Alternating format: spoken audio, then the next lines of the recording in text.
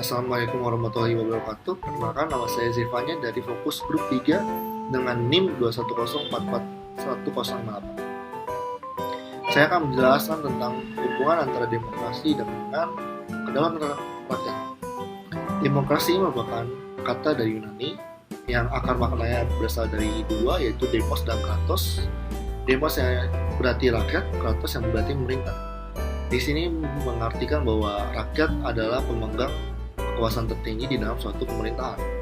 Demokrasi sering juga disebut sebagai rule by the people, yang artinya rakyat memegang kekuasaan dan kedaulatan tertinggi. Rakyat memilih pemerintah dan rakyat juga berhak untuk mengganti pemerintahnya. Demokrasi juga ditulis atau disebutkan dalam karya Aristoteles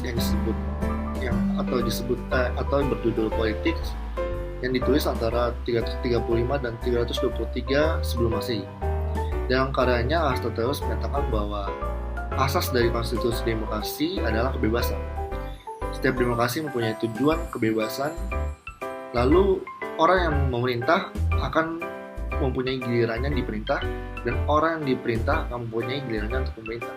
Jadi sistem demokrasi tidak memungkinkan atau tidak berpeluang bahwa suatu golongan memerintah selamanya di dalam suatu sistem pemerintahan. Untuk melaksanakan nilai-nilai demokrasi perlu diselenggarakan beberapa lembaga, yaitu pertama, pemerintahan yang bertanggung jawab, lalu kedua, suatu dewan perwakilan rakyat yang mewakili suara dari semua golongan dan kepentingan-kepentingan dalam masyarakat, yang dipilih secara pemilu yang bebas dan rahasia atas dasar sekurang-kurangnya 2 calon untuk setiap kursi. Sekian, terima kasih dari saya. Perkenalkan, nama saya Firaun Nabi Sulhak dari Fokus Grup 3. Di sini saya ingin memaparkan materi yang berjudul pengaruh kampanye yang positif terhadap kondusivitas negara. Indonesia adalah negara yang menganut sistem demokrasi dalam berideologi, yang mana demokrasi adalah bentuk pemerintahan di mana semua warga negaranya memiliki hak yang sama untuk mengambil keputusan yang dapat mengubah hidup mereka. Sejalan dengan ideologi yang dianut tersebut menjadikan masyarakat Indonesia memiliki kebebasan dalam bersuara atau berkampanye mengenai hal-hal yang menurut mereka benar dan membutuhkan dukungan lebih dari masyarakat lainnya. Seiring perkembangan zaman yang semakin pesat, kampanye bisa dilakukan dengan mudah lewat jejaring sosial media. Bahkan tak jarang, banyak instansi politik dalam berkampanye di media sosial dengan cara membuat suatu unggahan yang memuat isi kampanye yang mereka sedang jalankan. Berkampanye menjadi media sosial marak terjadi akhir-akhir ini. Karena seperti yang kita ketahui bersama, Indonesia dan negara lainnya sedang terjangkit wabah, yaitu coronavirus, yang tidak memperbolehkan massa berkumpul untuk terhindarnya semakin parahnya virus ini. Akhirnya, media sosial menjadi alternatif bagi kader-kader yang ingin melakukan kampanye atau orang lain yang ingin melakukan kampanye atas idenya sendiri agar didengar oleh halayak umum. Idealnya dalam berkampanye membawa hal-hal positif yang mendorong keberlanjutan di negara Indonesia menjadi lebih baik lagi. Dan penyampaian kampanye tersebut juga harus sesuai dengan etika yang benar, yaitu memakai bahasa yang berbobot, juga memiliki dasar yang kuat dan logis atas kampanye yang dilaksanakan. Kampanye memiliki banyak manfaat terhadap negara kita.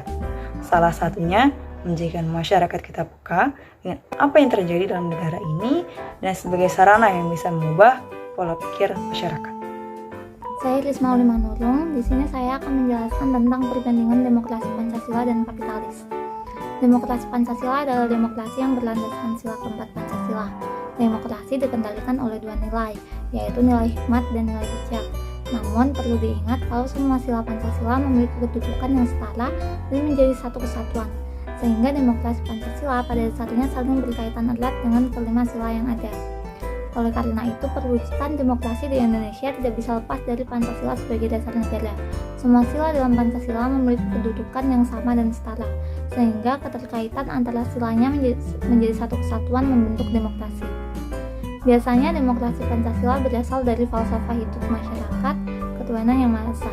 Menganut sistem pemerintah, demokrasi Pancasila menerapkan sistem pemerintah dan semua aspek kehidupan berdasarkan hukum, juga bersifat terbuka, kreatif, dan dinamis. Sedangkan demokrasi kapitalis adalah ideologi yang memberikan kebebasan penuh bagi setiap orang untuk mengendalikan kegiatan dengan tujuan mendapatkan keuntungan. Biasanya demokrasi ini mementingkan diri sendiri atau self-interest, penjaminan atas hak milik seseorang, kebebasan penuh kepada individu dalam melakukan aktivitas, dan juga adanya persaingan bebas atau free competition. Sekian dari saya, materi berikutnya akan dilanjutkan oleh rekan saya. Terima kasih. Nama saya Andreas Sofiano. Saya akan membawakan materi demokrasi dan lembaga survei pemilu independen. Bentuk pemerintahan negara-negara di dunia ini sangat bermacam-macam. Salah satunya adalah bentuk demokrasi. Demokrasi adalah bentuk pemerintahan yang memiliki pusat kedaulatan di tangan rakyat. Nah, negara demokrasi adalah negara yang menerapkan prinsip demokrasi dalam penyelenggaraan pemerintahannya. Nah, di negara demokrasi seperti di Indonesia, dalam memilih pemimpin dilakukan dengan cara pemilihan umum atau pemilu. Namun, sebelum sampai pada tahap pemilu, terdapat banyak serangkaian proses yang dilakukan oleh pemerintah.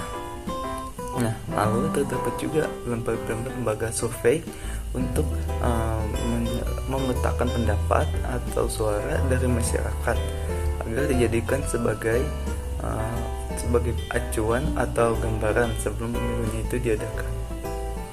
Nah, lembaga survei pemilu ini apa sih? Lembaga survei pemilu adalah lembaga survei atau lembaga yang menghimpun opini masyarakat melalui survei atau jejak pendapat untuk melihat seberapa antusiasnya masyarakat terhadap suatu pemimpin. Jadi, sebelum kita mempercayai hasil survei yang dilakukan oleh lembaga survei tersebut, nah, kita harus lihat dulu apa sih dasar hukumnya dan juga independensinya mereka. Apakah lembaga survei pemilu ini menyampaikan secara resmi independensinya? Nah, apakah bagian dari tim kampanye atau tidak? Nah, mereka juga harus bisa menjelaskan sumber dana dan apa sih metode yang dipakai ketika mereka melakukan survei kepada masyarakat. Nah, dengan adanya lembaga survei yang independen, masyarakat bisa lebih percaya akan hasilnya dan juga masyarakat tidak terpaku pada suatu pemimpin atau juga masyarakat tidak tergiring opininya untuk memilih atau mencoblos suatu pemimpin tertentu. Perkenalkan, nama saya Aldena Gustiarani dengan NIM 210444146. Hubungan iklim demokratis dan masyarakat yang madani. Masyarakat madani adalah kelembagaan sosial yang akan melindungi warga negara dari perwujudan kekuasaan negara yang berlebihan. Bahkan masyarakat madani dapat dikatakan sebagai tiang utama kehidupan politik yang demokratis. Masyarakat madani memiliki sifat dan karakteristik. Pertama adalah toleran. Sikap toleran antar sesama agama dan umat agama lain. Dalam masyarakat madani, demokrasi tidak sekedar kebebasan dan persaingan. Demokrasi juga pilihan untuk bersama-sama membangun dan memperjuangkan masyarakat untuk semakin sejahtera. Kedua, terintegrasinya individu-individu dan kelompok-kelompok eksklusif ke dalam masyarakat dengan kontak sosial dan aliansi sosial. Yang ketiga, keterjembataninya kepentingan-kepentingan individu dan negara karena keanggotaan organisasi volunteer mampu memberikan masukan-masukan terhadap keputusan pemerintah. Keempat, meluasnya kesetiaan dan kepercayaan sehingga individu-individu mengakui keterkaitannya dengan orang lain dan tidak mementingkan diri sendiri. Selain memiliki karakteristik, ada syarat masyarakat madani, antara lain terpenuhinya kebutuhan dasar individu, keluarga, dan juga kelompok yang berada dalam masyarakat.